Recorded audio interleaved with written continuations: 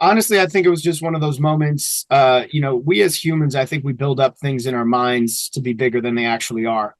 And I think this was one of those moments for me where it's like all these years, it's just kind of been like a weight, like kind of there. And I think it was way scarier thinking about having that conversation.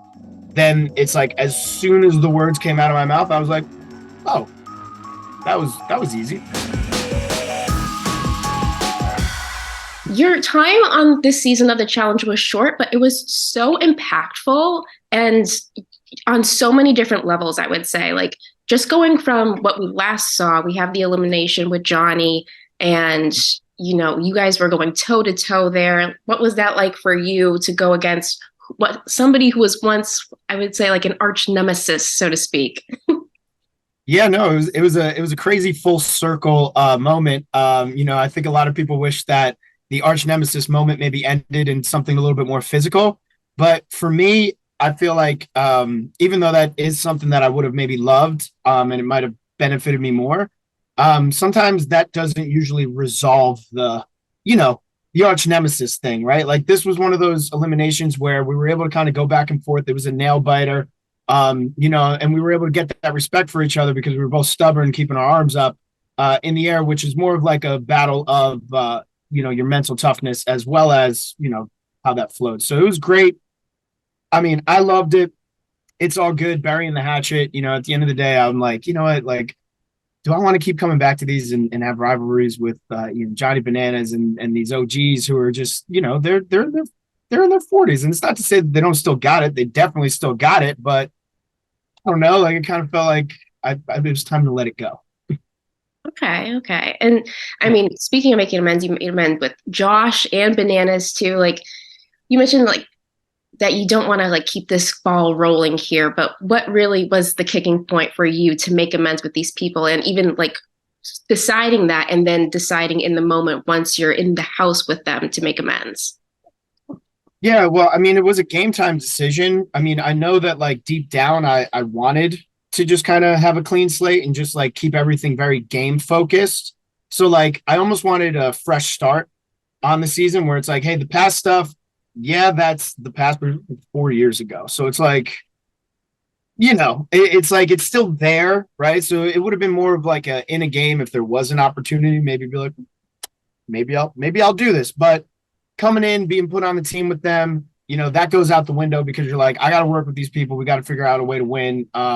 We were losing. I'm competitive. I hate losing, especially losing like twice in a row, 3 times in a row. I'm like, all right, how do we figure this out? The least of my issues is like arguing with Josh and Johnny, So there was that aspect of it. Who knows? If we were on different teams, I still think we would have mended our relationship, but there probably would have been a point in the game where one side took a shot at the other side, like whether it was Johnny against me against Johnny, Josh against me against Josh. So I think coming into the season, I said, I'm going to let the universe decide what it's going to happen. I'm a big believer in like energies and letting Same. go of things and flow and all of that.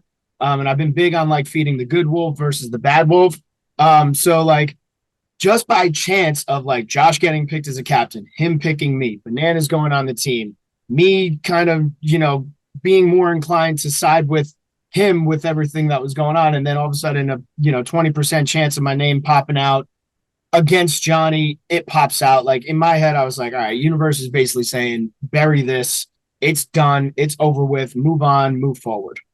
Okay, okay. And I mean, one thing that I was wondering as you were like talking about this and like in the house, I was wondering, what does Kara think about you making amends with people like Bananas and Josh? Like, I just wanted to know like what she thought and even watching it with you. She hates it, for sure. But like once again, like Cara and I we're separate people when it comes to that. And I think what a lot of people kind of saw, like maybe the first 3 seasons is like, even though we were separate, we almost kind of like, we blended together in terms of like what it was, where it's like I came in fresh. I didn't really have any enemies. I made my own enemies. She had her enemies. And like I feel like I'm always gonna have her back. She's always gonna have my back, but her issues with Josh and Johnny are hers to deal with. And whether she chooses to forgive them for things or not, that's her, prerogative. Like for me, I and also she's a two-time champ, arguably three-time champ if you want to count spinoffs and all that stuff. She's holds elimination records, all this stuff. I wanted to really start to separate myself like as a challenger. And I felt like if I was holding on to old beefs, like, I'm not going to get these championships that I'm after. And that's ultimately what I really want is I want to be a champion, not just a single time champion. I want to be a multiple time champion. I want to hold all the records. I'm up there in the dailies. I think I could kind of pop up there in the dailies. I got to do a little bit of work on the eliminations and a little bit of work on the final wins, but you can't win those things if you're going in there like kind of clouding, your judgment, right? Mm-hmm.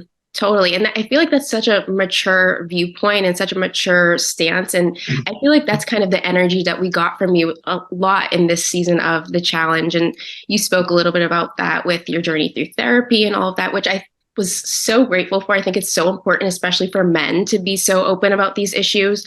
So what was it like for you to speak about this on such a public platform too? Because it's one thing to talk about it, one thing to say it on TV and all that kind of stuff. Mm-hmm.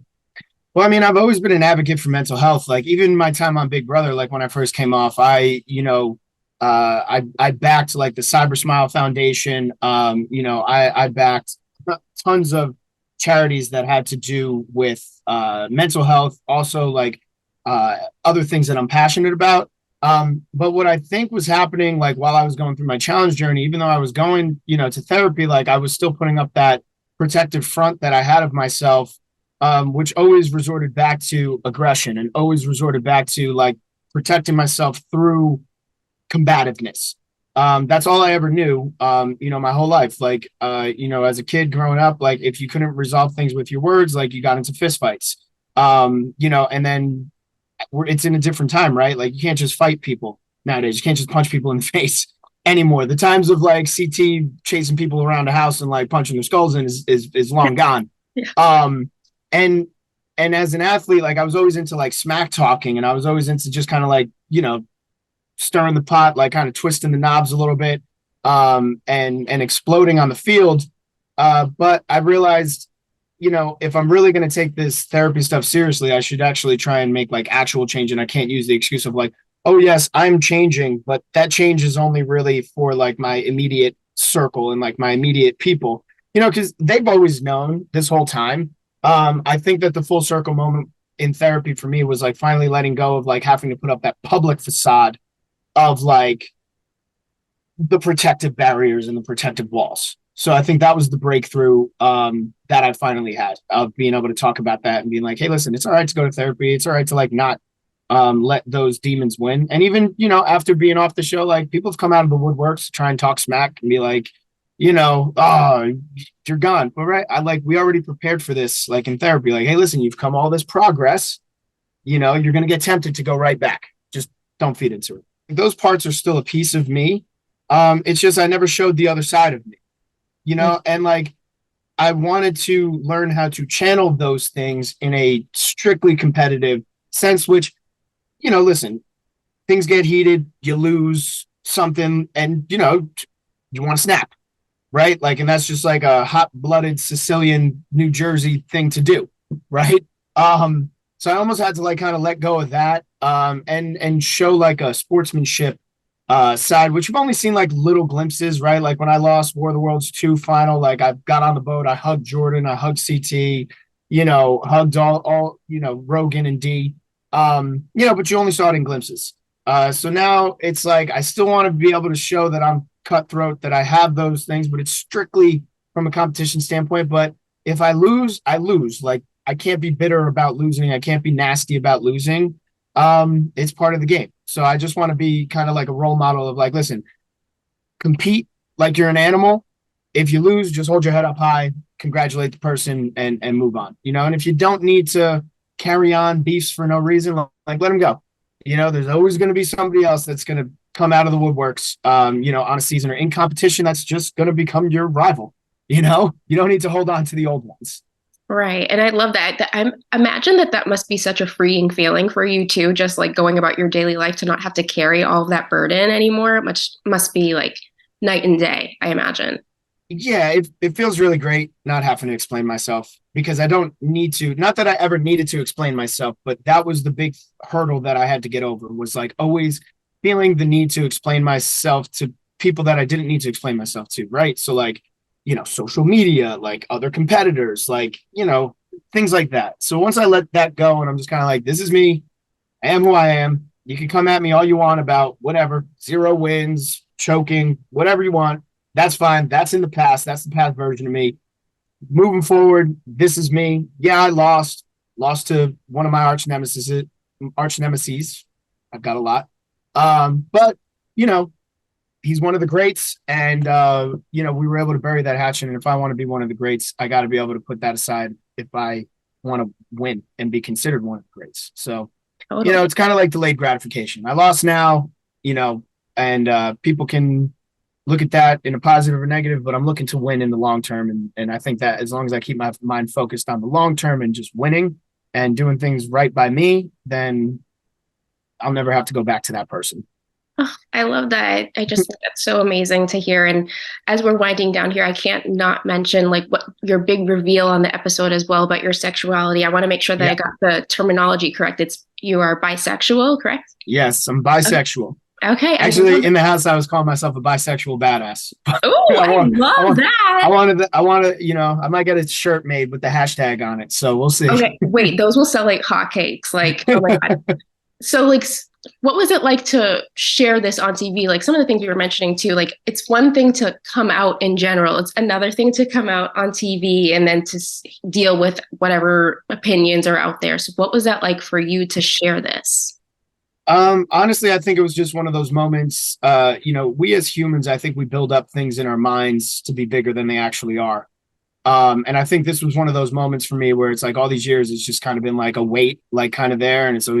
And I think it was way scarier thinking about having that conversation than it's like, as soon as the words came out of my mouth, I was like, oh, that was easy. I don't know why I made that such a big deal all this time. And then once again, like leading up to that reveal, like it was building up in my head, like so stressful, like, oh my God, what is going to happen? And then it just like comes out. I'm like, oh, okay, it came out. It's done. It doesn't matter. Like I'm not even paying attention. And it's been great overall. Like the support has been absolutely amazing. But even if it was the opposite, I don't really think it would matter because like, once again, it was built up bigger than in my head than it actually was. Cause like once it came out, I was like, oh God, it's out there now. Thank God.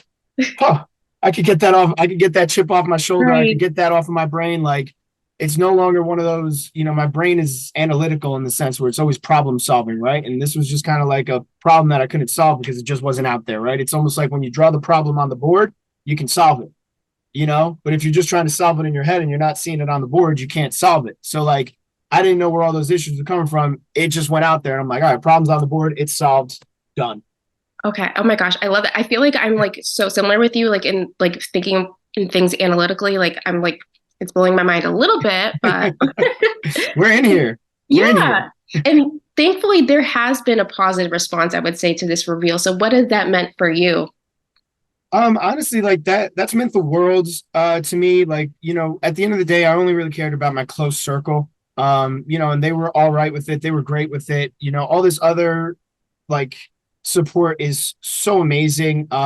And it's really been from like everybody, like all walks of life, like every single, side of the spectrum, which I think is really amazing because I think that can also like help push the needle forward, like for the community as a whole. And I love being able to have a voice, for myself and, for everyone, who might be going through this. I've gotten so many messages of like couples, relationships, men like who are going through like the same thing, who can now identify with me. And we're like, man, like I was so afraid, I didn't understand. And, you put it so clearly and so concisely, and now it all just makes sense. And, I've even had, men's wives reach out to me and be like, my husband, same thing. Like, and it's amazing. And I'm like, that's awesome. All right. Like, I didn't realize that like, this was just such a like thing. And this actually is doing good and it's helping people. So like, I'm very blessed to be in that position. And, I'm glad that people are able to kind of open up to me now, the way I was able to open up and show that vulnerability out there. So yeah, it was tough, and scary to do on TV, but I guess in the long run, bigger picture of things, it's helped a lot of people. So that's an amazing thing. Yeah, it totally is. And I'm loving this new version of Paulie here. Like I was a fan of yours before, but I'm such a fan of yours now. Like this is just like it's so nice to see the growth too as a viewer. I appreciate that. Thank you so much. Thank Of you. The course. growth is everything, you know? Totally. Oh my gosh, we're always growing. We're always trying to be a better version of ourselves. And you can totally see that you've been doing the work. So it's amazing to see. Got to do the work. You can't just talk about it. You got to be about it. Of course. Oh my gosh. And I hope you have a great rest of your day, Paulie. I don't want to take up too much of your time. I really appreciate you taking the time to chat with me today.